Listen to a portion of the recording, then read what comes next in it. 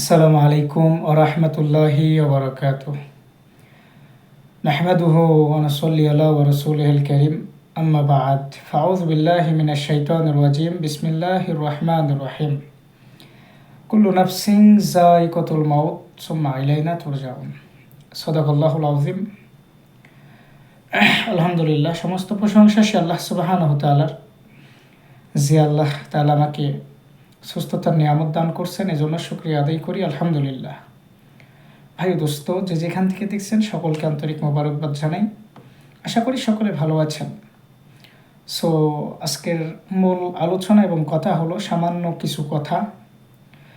আমাদের সাবেক প্রধানমন্ত্রী বেগম খালেদা জিয়া উনি ইন্তেকাল করেছেন। ইন্না লিল্লাহি ওয়া ইন্না ইলাইহি রাজিউন।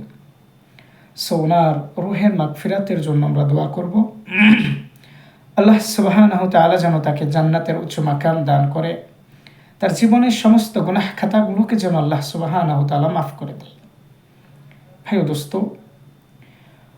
তিনি অনেক দিন যাবত অসুস্থ ছিলেন, আমরা সকলে জানি।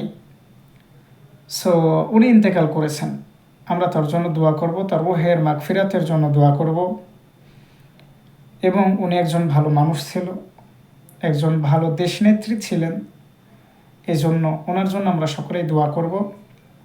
আল্লাহ পাক যেন তাকে তার সমস্ত গুনাহ খাতাগুলোকে মাফ করে তার কবরটাকে জান্নাতের উচ্চ মাকাম দান করে। এজন্য আমাদের সকলকে একে একে মৃত্যুবরণ করতে হবে, না জানি কে কখন চলে যায়। আমরা সকলে দোয়া করব তার জন্য।